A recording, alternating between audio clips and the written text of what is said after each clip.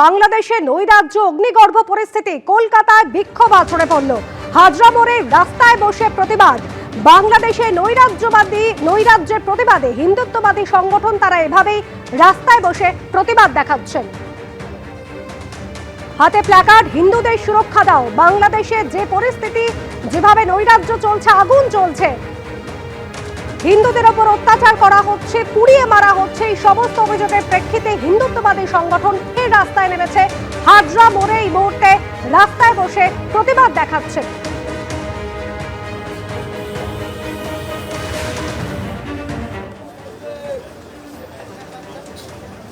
কলকাতায় হাজরা মোড়ে রাস্তায় বসে বিক্ষোভ হিন্দুত্ববাদী সংগঠনের তরফ থেকে। হিন্দুদের সুরক্ষার দাবিতে তারা ফের রাস্তায় নেমেছেন, রাস্তায় বসে প্রতিবাদ দেখাচ্ছে।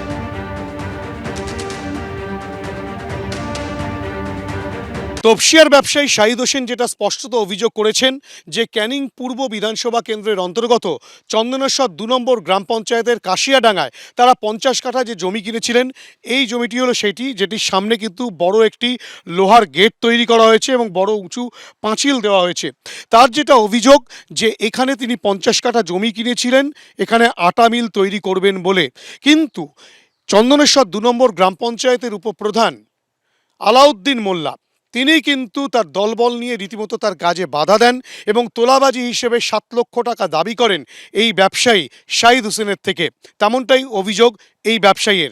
এবং শুধু তাই নয়, এই টাকা ৫,৩০,০০০ টাকা এসে দাঁড়ায় দর কষাকষির পর, সেই পঞ্চায়েত উপপ্রধানের সঙ্গে কথাবার্তা বলার পর। এবং ব্যবসায়ী যেটা স্পষ্টত অভিযোগ করছেন যে ২ ধাপে তিনি কিন্তু ৫,৩০,০০০ টাকা এই পঞ্চায়েতের উপপ্রধানকে দিয়েছিলেন, কিন্তু তারপরেও কিন্তু পঞ্চায়েত প্রধান আবার নতুন করে কাজ যখন শুরু করেন এই ব্যবসায়ী, তখন কিন্তু দলবল পাঠিয়ে সেই কাজ বন্ধ করে দেন, আবার নতুন করে টাকা চাইছেন তিনি, তেমনটাই অভিযোগ। শুধু তাই নয়, এমনও অভিযোগ করা হচ্ছে ব্যবসায়ী এবং তার পরিবারের পক্ষ থেকে যে আলাউদ্দিন মোল্লা এবং তার দলবল তাকে আগ্নেয়াস্ত্র দেখিয়ে বোমা মারার হুমকি দিয়ে রীতিমতো ভয় দেখাচ্ছে। স্বাভাবিকভাবেই এই হোসেন পরিবার, অর্থাৎ কিনা শাহিদ হোসেন এবং তার পরিবার, তারা রীতিমতো আতঙ্কে রয়েছেন এবং তারা যেটা আশঙ্কা করছেন যে তাদের জমিটা বেয়াত হয়ে যাবে না তো, সেই কারণেই তারা থানার দ্বারস্থ হয়েছিলেন।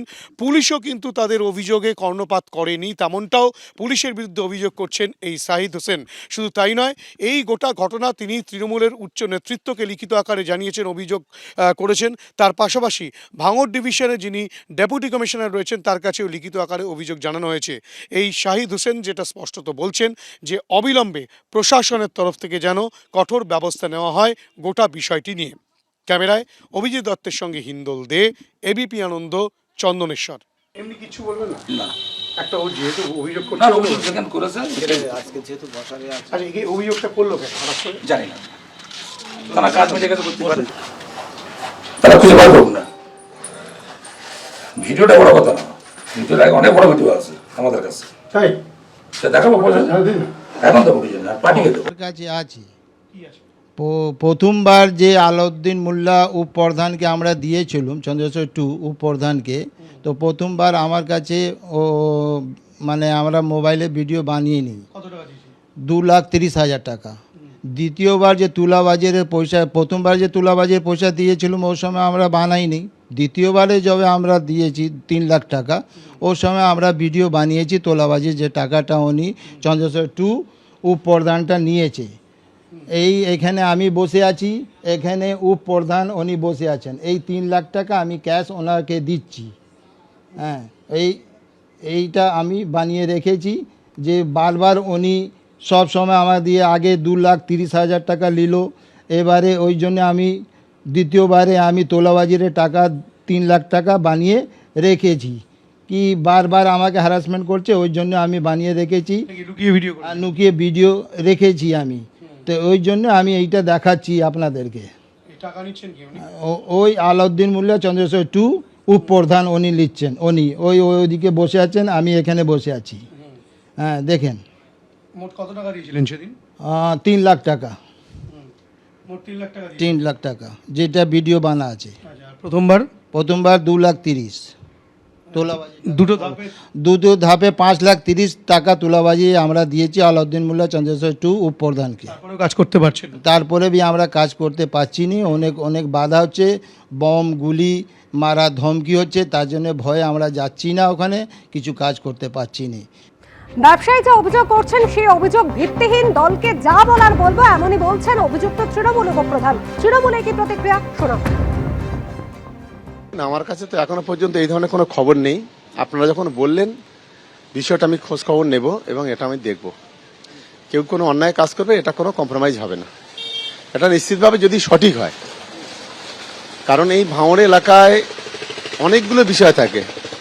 এক, যারা কাজ করে আমরা বিভিন্ন মারফত যেটা খবর পাই বা দেখি, কারোর সঙ্গে লেবার কন্ট্রাক্ট থাকে, কারোর সঙ্গে জমি জায়গায় কন্ট্রাক্ট থাকে, কারোর সঙ্গে প্রমোটারি থাকে, এরকম ধরনের বিভিন্ন বিষয় আছে এদের। ফলে যে অভিযোগটা উঠছে, এই অভিযোগটা আমি খোঁজখবর নিয়ে নিশ্চিতভাবে পরবর্তী পদক্ষেপ নেব।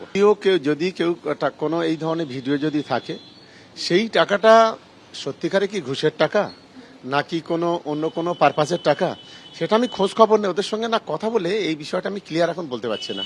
নিশ্চিতভাবে কথা বলবো, আমি যখনই শুনলাম আজই কথা বলবো, নিশ্চিতভাবে পরবর্তীকালে জানাবো। ব্যবস্থা গ্রহণ করবে। অবশ্যই অবশ্যই, যদি দলে কেউ এক পয়সা দুর্নীতি করুক, এক্ষেত্রে কোনো কম্প্রোমাইজ করবো না।